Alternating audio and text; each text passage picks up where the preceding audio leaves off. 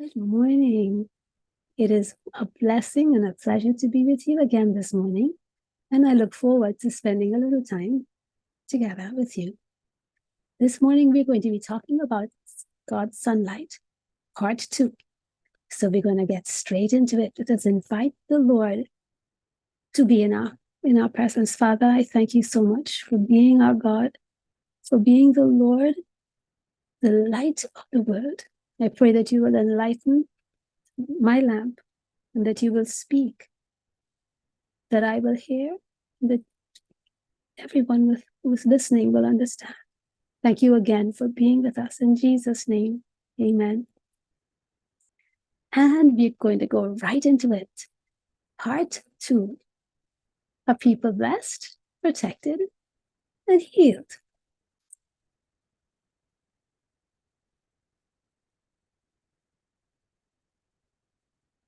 So we again look at our divine health plan. God's plans, godly trust, oxygen-rich air, daily exercise that we want to do diligently, sunlight, plenty of rest, lots of water, always temperate, nutrition, and we're saying good nutrition, sanitation, and cleanliness. Now, these are your principal natural healers, and by God's grace, when we go through them, we will understand the reason why. So God doesn't require anything hard of us, and everything that He does, He actually enables us to do His will. The Bible says if we are willing to do His will, we will know the doctrine. He will teach us great and mighty things that we did not know. He will give us the strength to stand firm, give us the strength to make the changes in our lives.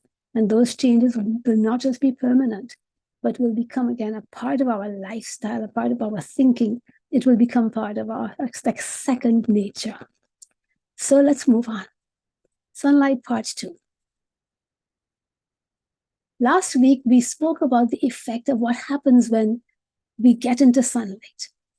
When it's important because when the sun hits our eyes, we saw last week that a large part, over 90% of the energy of the sun enters the body through the eyes. And when it does so, as that light, it stimulates the pineal gland, which is kind of like in the center of your brain. It looks like that's a gland that looks like a little pine cone. And that activates the hormone melatonin, which is actually derived from melanin. Melanin is that dark that makes me this brown color. Melanin is produced in the skin from exposure to sun. So that is what produces suntans. It also regulates our sex hormones.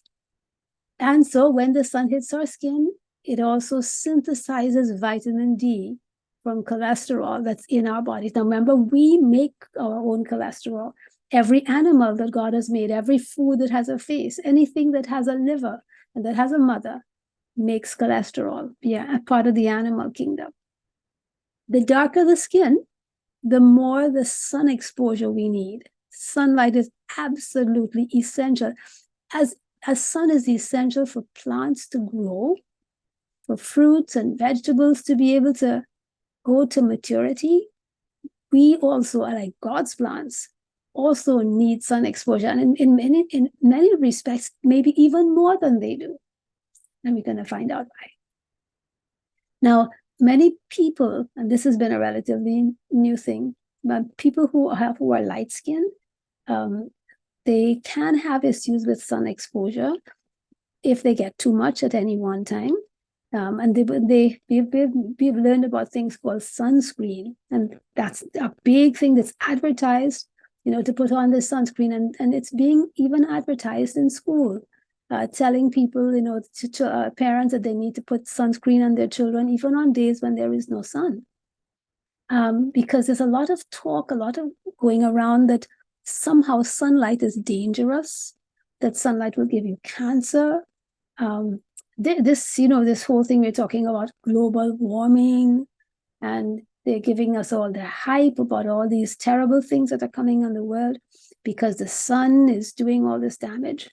And I'm here to tell you that God, everything that he created is good. And he pronounced the sun and the sunlight good. As a matter of fact, we spoke last week and we said that the first thing that God created was light. And that light independent of the actual sun. And so in day 4, when he created the sun was to be his accomplice. So God would use the sun to regulate the cycle of light and dark in the earth, the sun and the moon.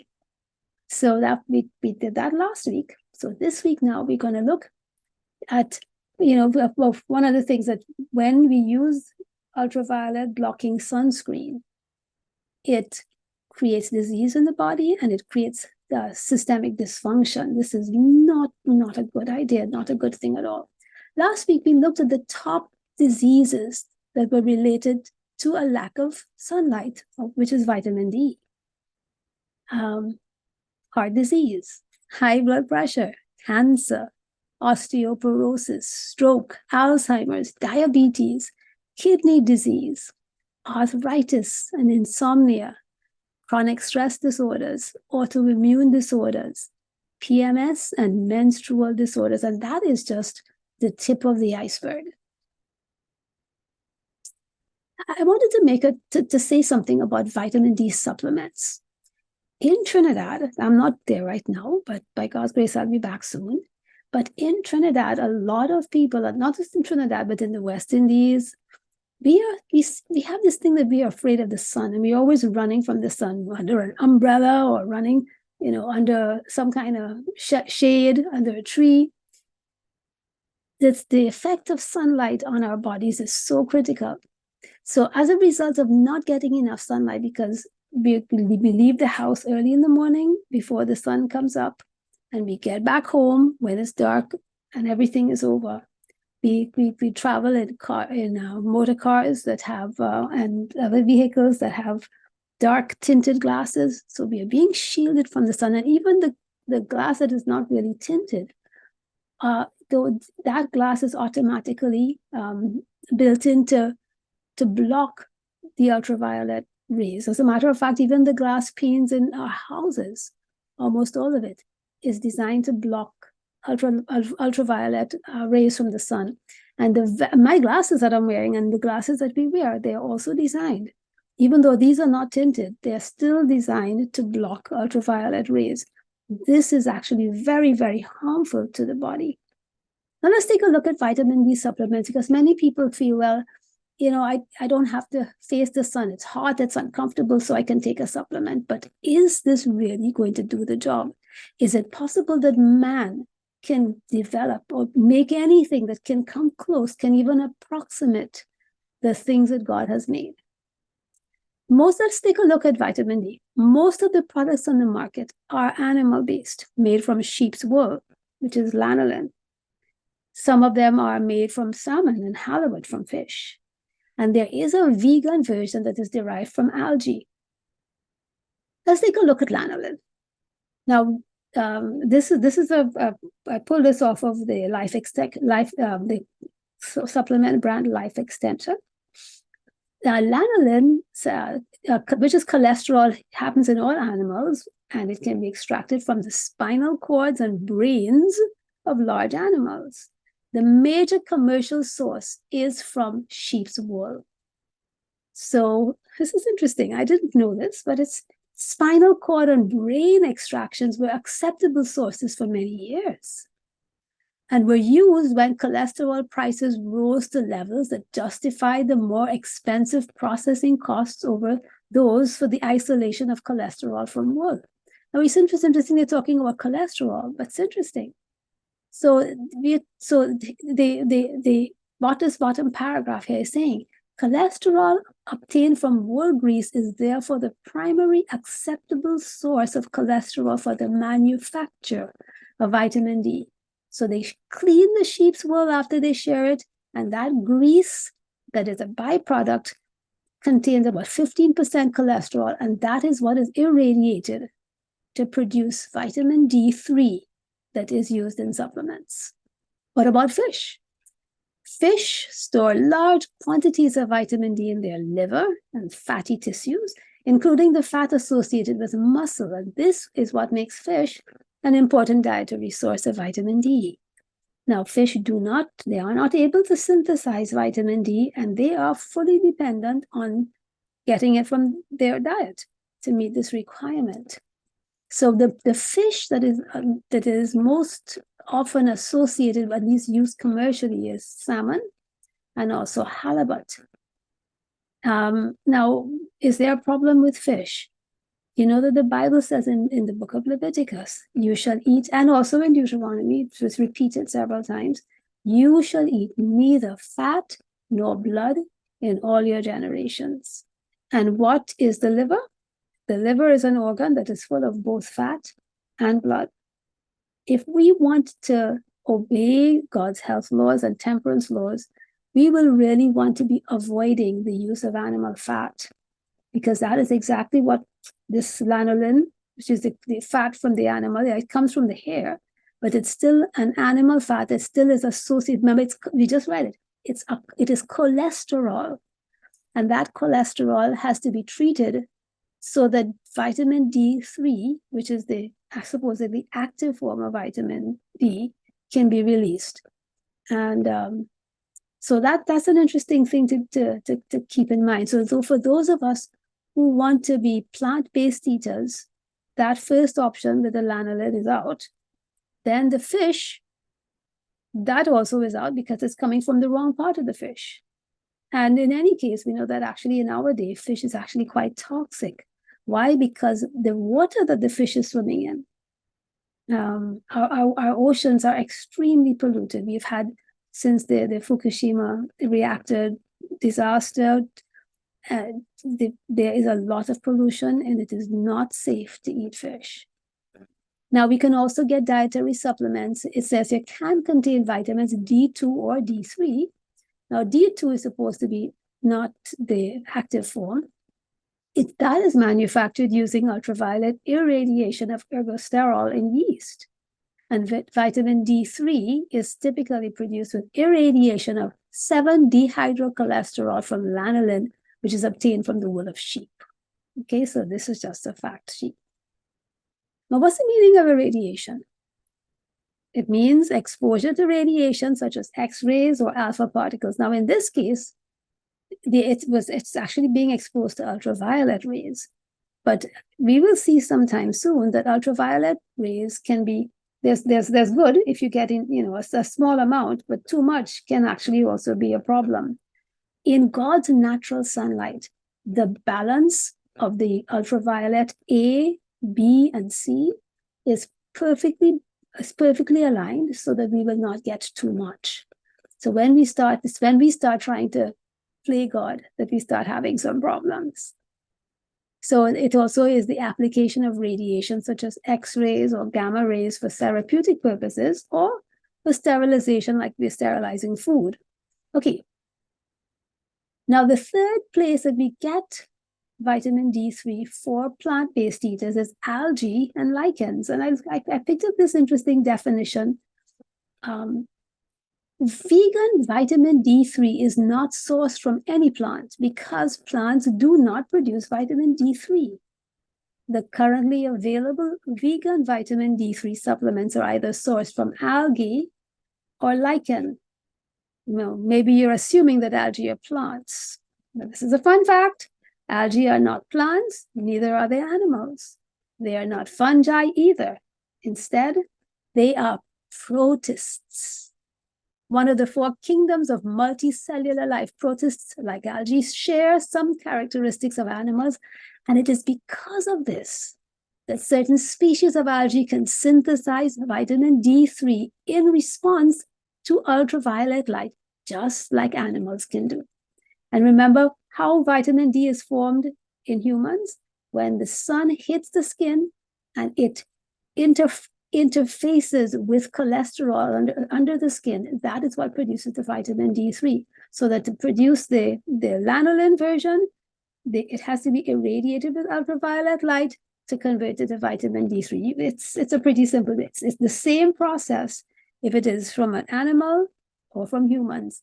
And in this case, also from lichens or from algae.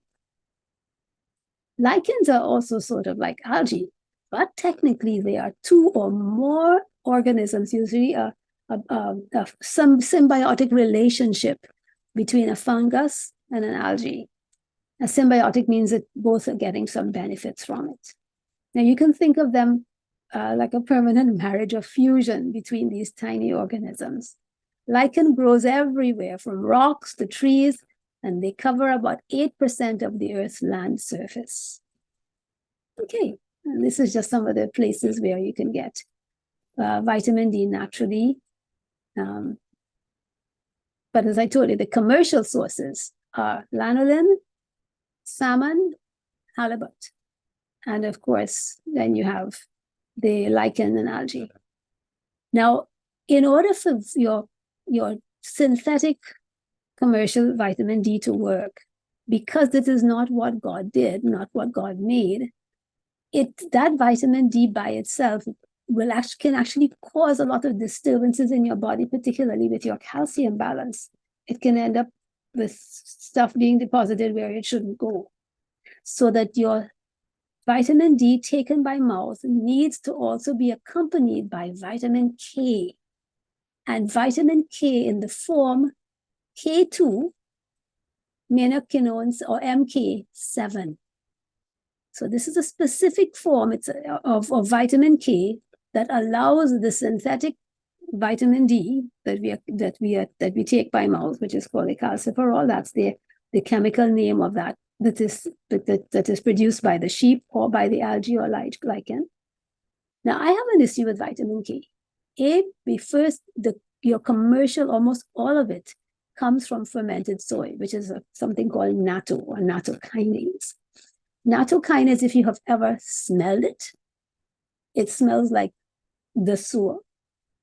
On a big scale, you want to run. It looks like somebody either passed, like poop or like somebody threw up. There are people who eat this and it's fine with them. This is definitely an acquired taste, and many Japanese people now, they say it's very rich in probiotics, of course, because it is actually a process of fermentation. It's actually rotten. It's actually in the process of rotting.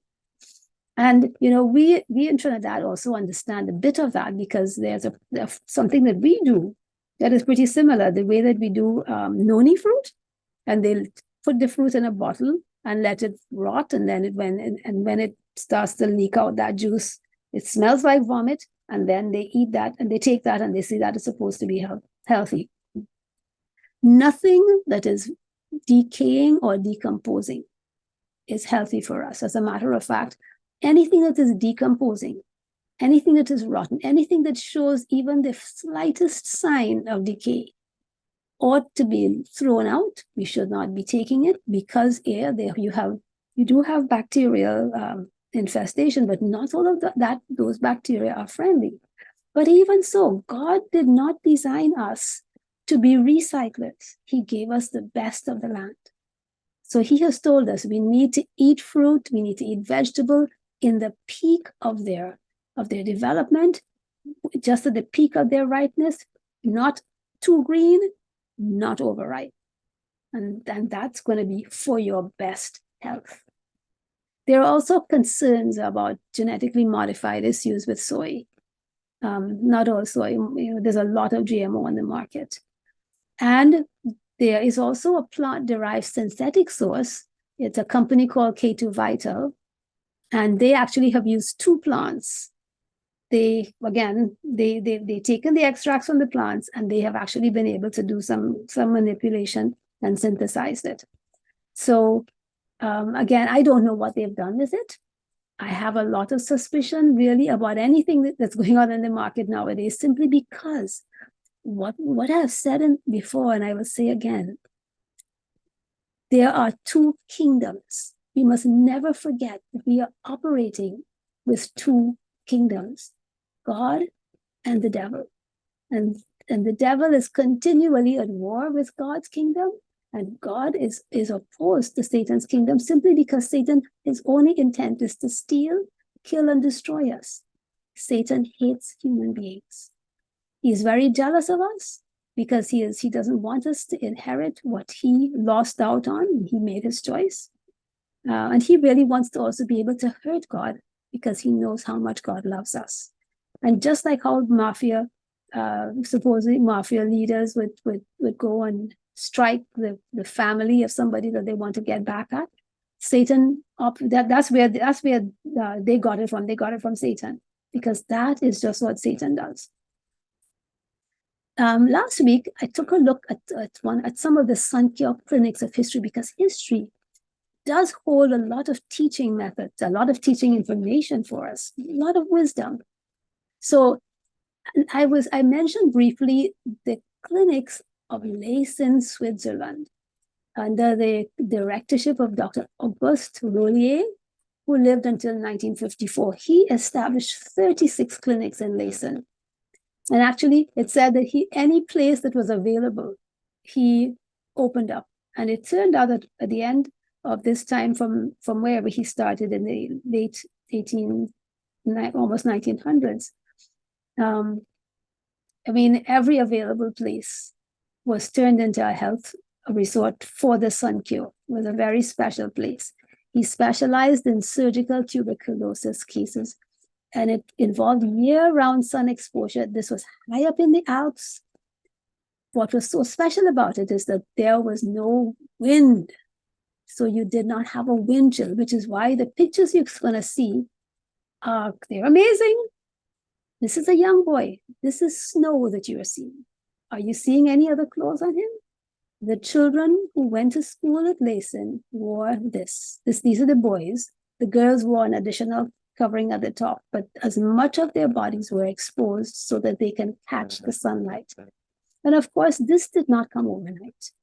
It was very gradually, the body was very gradually toned to be able to deal with the temperatures and also to deal with the sun, because having that light skin meant, the potential of getting burned. So Dr. Rollier very carefully introduced them to sunlight of just a few minutes at a time. So this took a period of months to be able to get to the place where they could endure full sun. These young people developed a very robust, beautiful tan. And that tan actually was a signal of the abundant health of the organs and the skin systems that are below it. Here they are. Actually, what they have on their backs are their desks with chairs, and they're going up a hill in the snow and ice. Amazing. Look at how brown they are. Let's take another look at this picture. They are in their classroom, their teacher, and they're outdoors.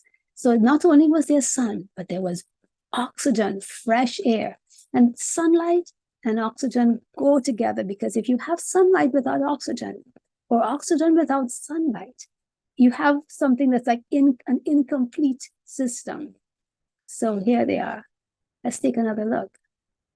Here are the kids. We saw this last week. The kids were going sliding down the mountain in their little sleds. They're having so much fun. These are obviously the younger ones. Here they are in the summer, and they are working, they're clearing the fields, and they are working hard. Now, I will tell you that many of these people you are seeing here originally had tuberculosis. They were given up to die. TB leaves bones sometimes soft, like putty. And there were many disfiguring cases. You saw spines bent and curved. It also left lesions in the skin and in other places, in addition to, of course, having issues with the lungs themselves and issues with breathing. Tuberculosis is a formidable disease. It has killed millions of people in the history of our world. And here it is that these people came to the Leysin clinic, and Dr. Rollier, using just sunlight and fresh air, exercise, and of course they used a good diet, was able to not only cure them, but restore those bones that were soft and deformed, bring them back to shape. This is history, so that So that tuberculosis was beaten, not with any drugs, not one single drug, just God's healing sunlight and oxygen. Here, I showed you last week a picture of a young man who has a brace around him. He also would have had issues with TB, both of these men. So here they are. And so in Dr. Rollier's business, everyone contributed to an industry. They contributed, they made things so they can sell, so that they could raise food and raise support for their clinics. This is how they were able to pay for it. Here you have some young women, and they are getting sun. If you notice some of these, you have lots of bandages on legs and stuff like that because of the effect of TB. Here's a young girl who is probably directing them and singing or doing some exercises. So they're all exercising while in bed. Some of them have to be strapped down because, again, the effect of the limb defining, the limb, it was really quite terrible what TB did to bones. Here's another picture of a gentleman. Now you see the scars in his hand here.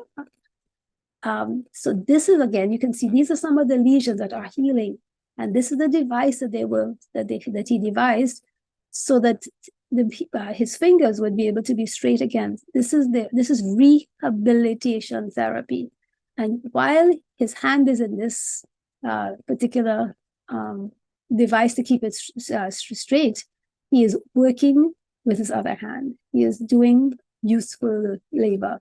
We talked also about the Battle Creek Sanitarium. That was one of the many places where patients were treated in the outdoors, and many diseases were handled and beaten. Battle Creek Sanitarium was founded by Dr. John Harvey Kellogg. His brother actually was the one who was famous. They both actually started Kellogg's Cornflakes, but it is his brother who really went out and marketed it and changed the formula, much to his chagrin.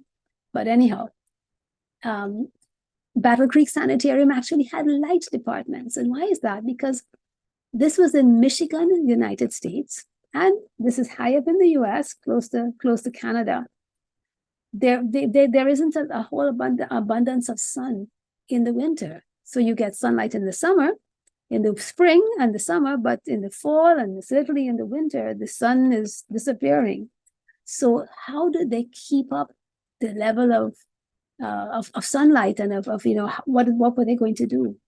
God is amazing because He's given us the ability to make light that can actually come close, not come close to what sunlight is. So Dr. Kellogg had light departments. Maybe you can learn a little about it. Bright light boxes for treating SAD. There were light baths with incandescent electric lights. They had open air pavilions, open air rooms for sleeping.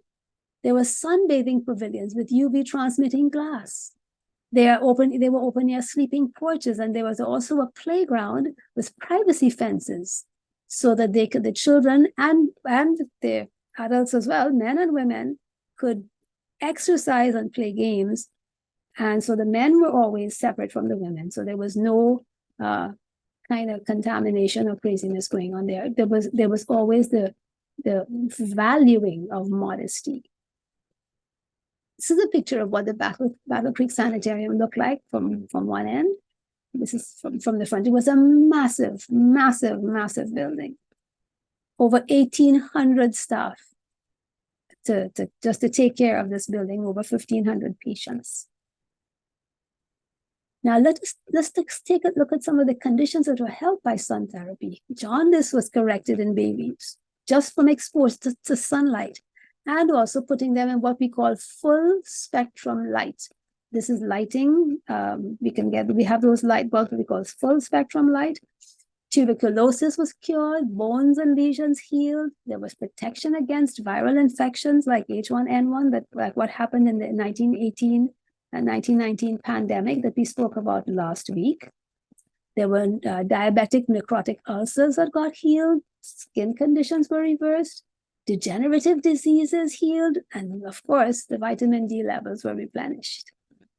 This is a picture in the Battle Creek of what we call a window tent. So that here it is light the air was coming through. There's light coming through the windows, but there was air also coming in, so that the patient would be always surrounded with almost being outdoors while indoors.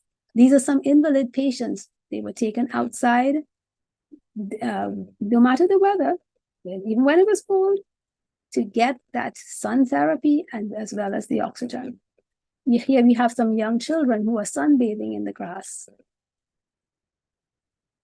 So yes, in the principle, when there is no sunlight, they're going to have indoor light, and that light would have to be comparable. So you see, my brothers and sisters, there's so much for us to take a look at. God is great. He has told us what we need to know. He has shared with us so many amazing things. This is one of the effects of sun therapy, sun lamp therapy. Isn't that amazing? What were the conditions that were reversed through light therapy? Sciatica and deep muscle pain, high blood pressure. We've looked at all that, diabetic ulcers, illnesses of all kinds. The thing is, people came from all over the world to Battle Creek. There were world leaders, kings, queens, famous, the rich and famous came. They all came to be healed or to recharge their batteries. And let's take a look now at some modern day sun cures. We call it heliotherapy. This was an interesting story. Now, I have at the bottom of this, in our description box, there are some references, and we're going to put them in, to some websites, a book that I would like to tell you and definitely encourage you to read by Dr. John Ott. He also has a video that's on YouTube that I am telling you, you need to watch it. It is fascinating. And even though it was done in the 1960s, 1970s, it is full of information that we have somehow moved away from and have forgotten. But thank God, these things, the experiments that he did, were not only documented, they were repeated and validated. So, this is how you know the strength of something that of a scientific experiment, that you can duplicate it across the board anywhere. And these were experiments that were done that were duplicated. There were observations that were made. And I think those observations were some things we need to consider. Let's take a look at this. This was a warden by the name of Mr. Reagan. He was the warden of the Statesville prison in Illinois. And he loved horticulture, which is the cultivation of plants. And so he used horticultural therapy and was able to rehabilitate some of the most psychologically disturbed inmates. They did beautiful gardens, abundant fields. They worked outdoors in natural sunlight every day. And these people who were like hardened criminals were so reformed that they actually became eligible for parole. Now, they did offer other therapies that were done indoors, painting and sculpture and so on, but these other therapies did not have anywhere close to the beneficial effect that horticultural therapy did. And it's interesting because, in prison, the cells are very poorly lit. So for these men to be out in the natural sunlight, what an effect that it had. It's not just were they reformed, they were good-natured, they were happy. And we're going to see that element recurring again and again and again and again. Dr. Ott said, we are all light deficient, and this deficiency may be the source of our physical and emotional problems. And true. In the US, we have a condition known as SAD, seasonal affective disorder. And it makes people sad. They are depressed. They don't want to get out of bed. They're demotivated. And for them, they have to do a whole bunch of stuff we call light therapy. And for them, definitely those special lights have to come into play. Let's take a look at this. Now, there are parts of sunlight that are most relevant to our health, because sunlight is, there are over 1,500 electromagnetic energy wavelengths in natural sunlight.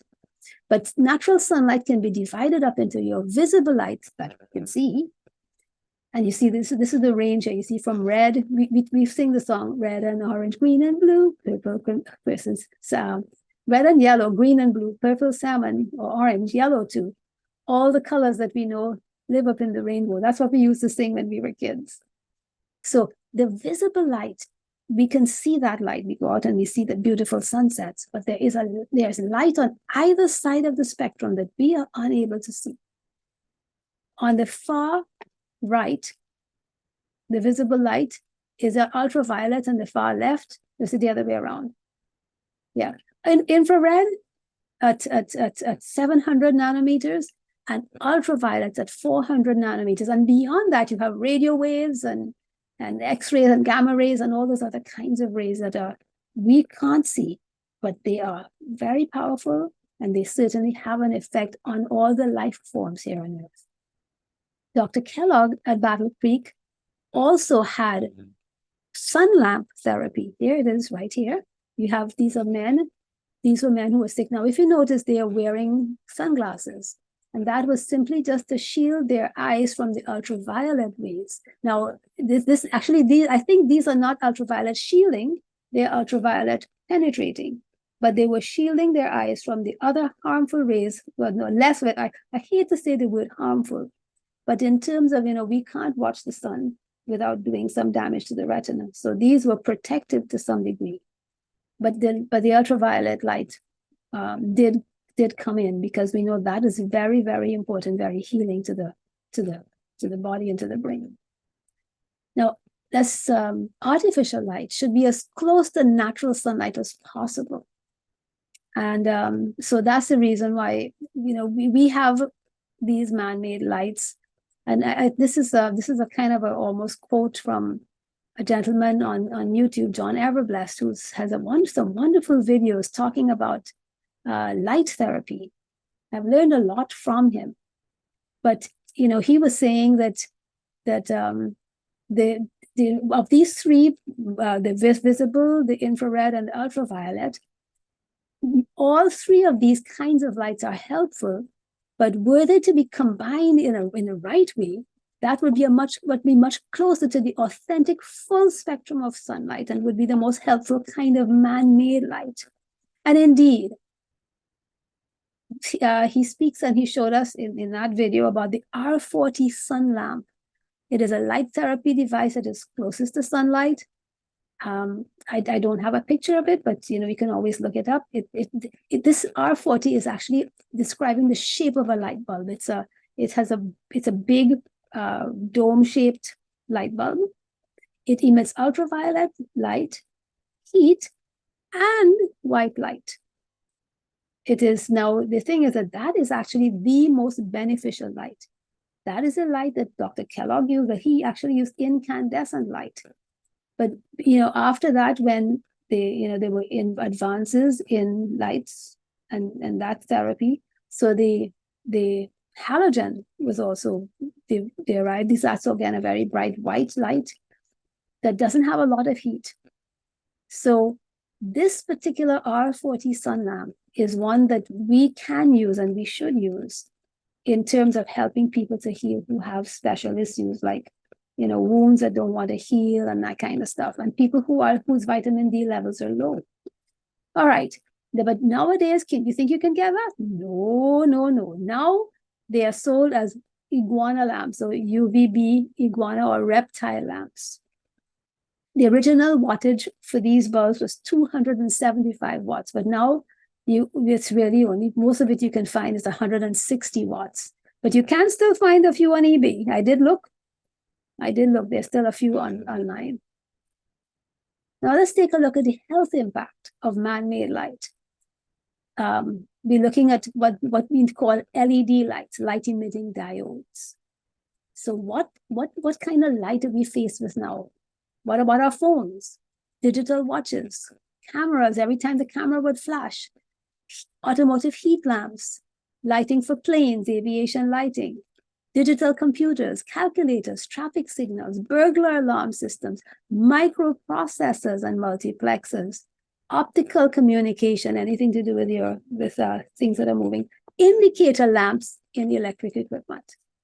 These are all samples of LED lights, and because it has red and it's kind of we have, well, not always red, but it's definitely man-made light.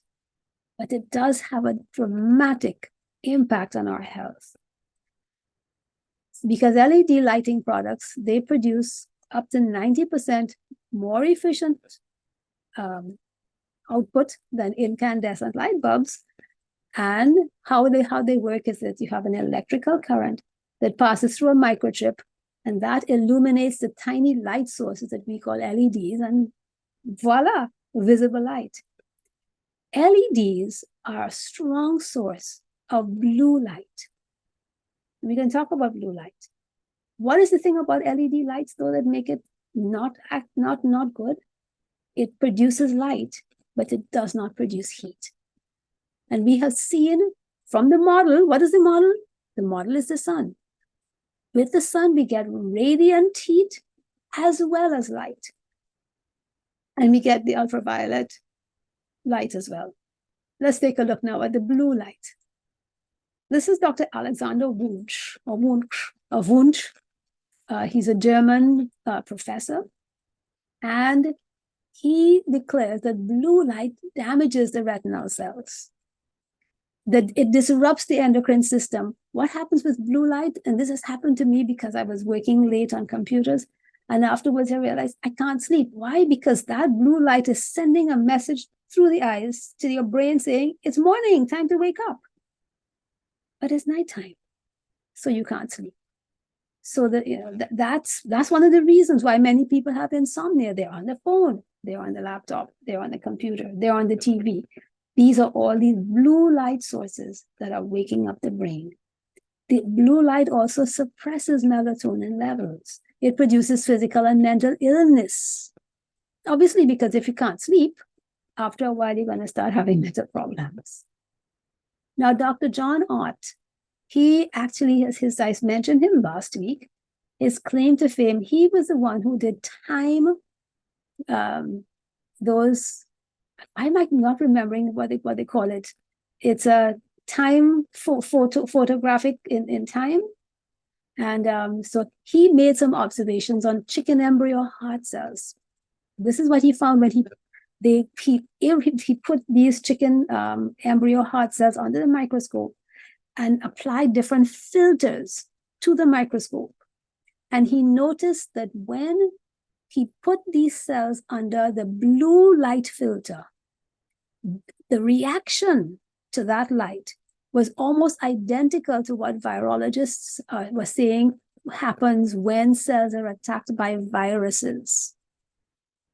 And the film, as I said, it's on YouTube, and I've actually given you the actual time that you can go and look at it. We're going to take a look at a couple of spots from that video ourselves. So that when, depending on the light, we looked at how these cells responded. And, the thing is that they said they almost didn't believe it. And he said, listen, I can repeat this over and over. And so over and over, he proved to them, put that under that blue light, and the reaction of the cell, it was just like what was happening when a virus was attacking it. Every single time, once he used that blue filter on the microscope, it happened every single time. He coined the term malillumination. This is what he said. And so I'm not going to read this because there's quite a lot. He's looking at how wavelengths pass through. You know what? If you put a filter in a white light source, only that wavelength of light is gonna come out. So, for example, we have red light. And what's the difference? You have those red lights. What's the difference between the red light bulb and a white light bulb? Is the light any different? No, it's not. It has the same energy source, the same output. But what is different is that red light actually restricts certain frequencies of light from passing through certain spectra. And therefore, this is what he was observing, doing these experiments. He said on first thought, it might seem that this abnormal growth might have been caused by the wavelengths of the colors that were involved, because he was looking at, at the movement of certain cells, the rabbit eye cells, the retinal cells, And also he looked at what was happening with plants and chloroplasts in their leaves.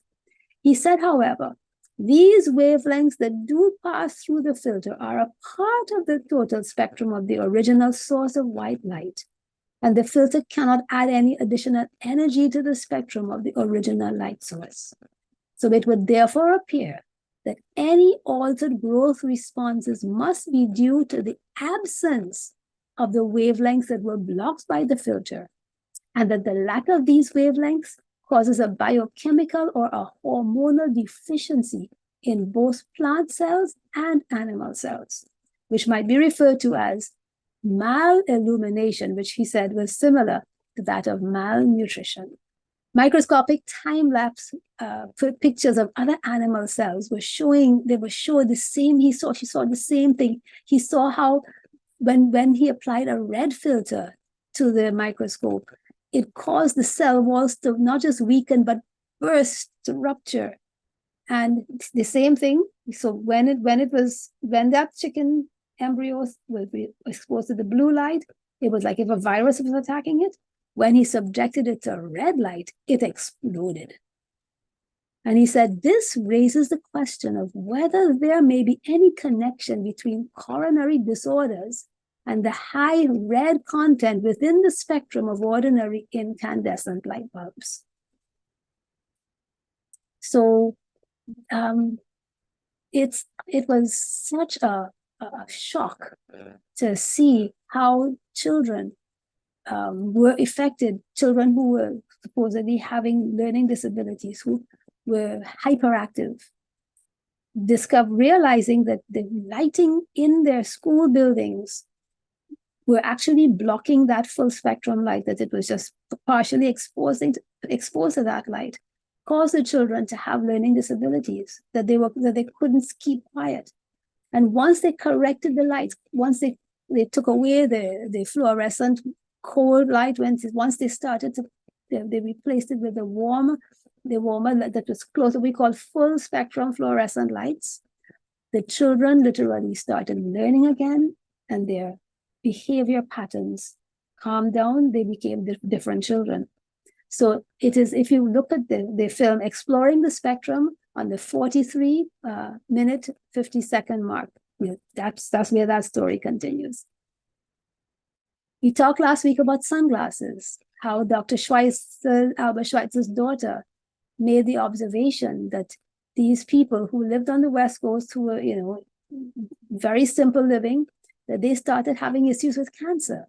And Dr. Art asked the question, did they start having any lights or anything like that? And he said no, but he asked them if they wore sunglasses. And she said that was the thing, that even though they often didn't wear anything else, they would wear a loincloth and the sunglasses were like a status symbol. And that apparently seemed to be, in his estimation back then, a correlation between the sunglasses and cancer.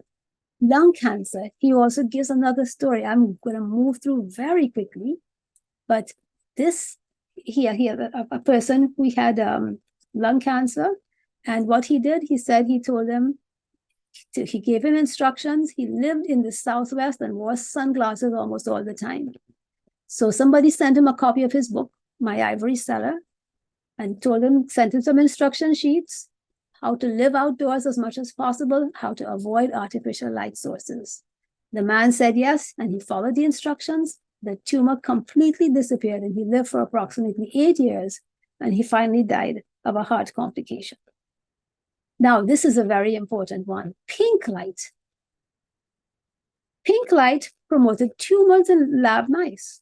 And there was one of Mr. Ott's friends who actually developed prostate cancer because of wearing pink sunglasses that were pink tinted.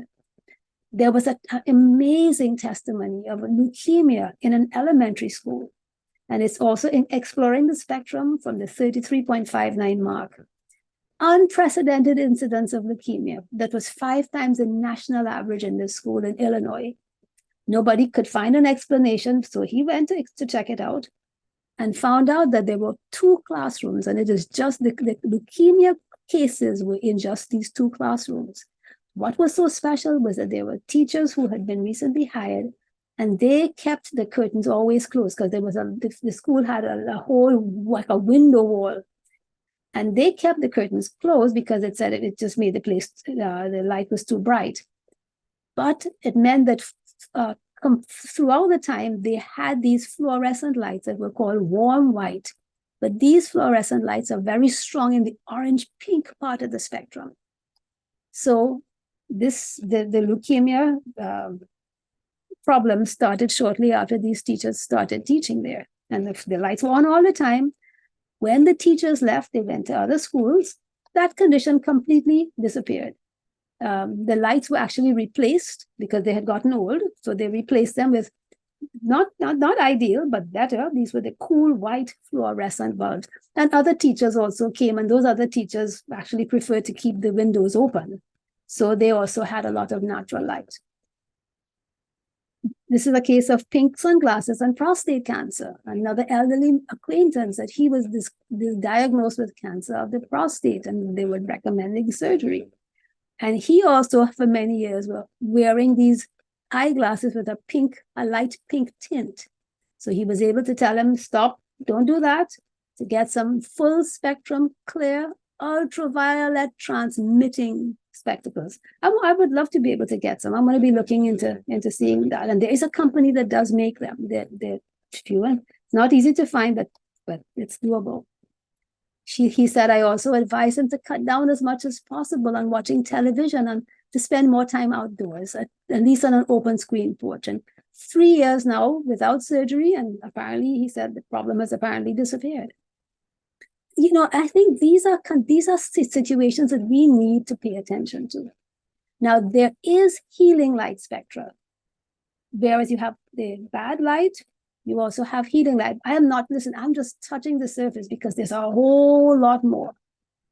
But near infrared, now we have this thing now about far infrared, but apparently it's the near infrared light that is beneficial. It primes our retinal cells. So when the sunlight hits our eyes, that's near infrared radiation, and that is what is beneficial for your brain. Primes the cells in your retinal and stimulates your pineal gland.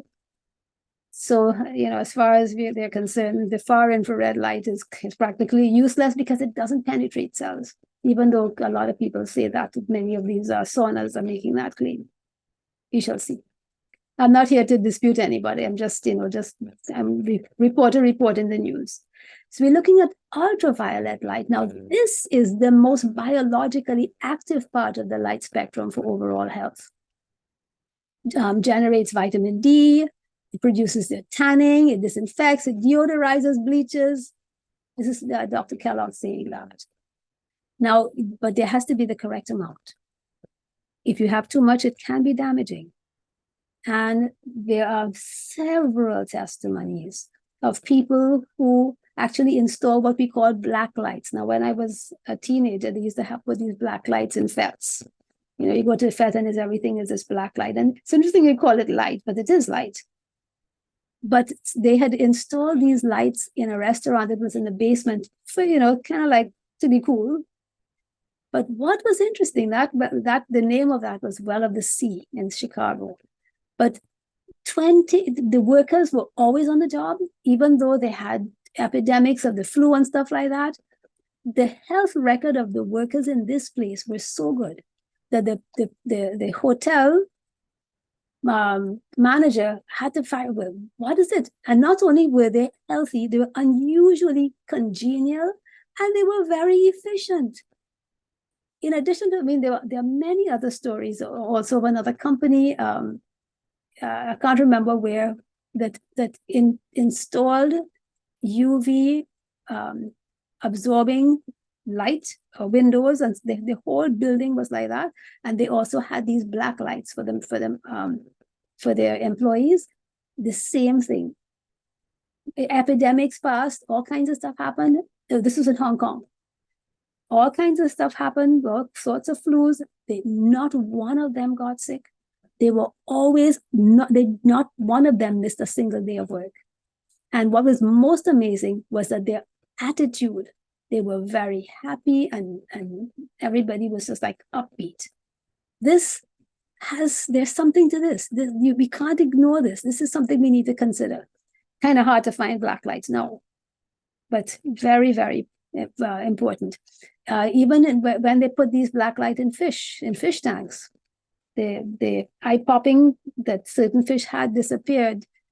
What was also interesting was that the fish, many fish could get very aggressive, like how you have those fighter fish that will fight. You only have to keep them separate. But once they put this ultraviolet light, just a small, not just a faint light over their tanks, that aggression reversed. And so they were able to keep all these various species of fish without their being aggressive to each other. The same thing happened in male rats. Normally they have to, once the female has the babies, they have to remove the males because they would eat the babies. But once they were exposed to the ultraviolet light, the cannibalism was reversed. We need to pay attention to this data.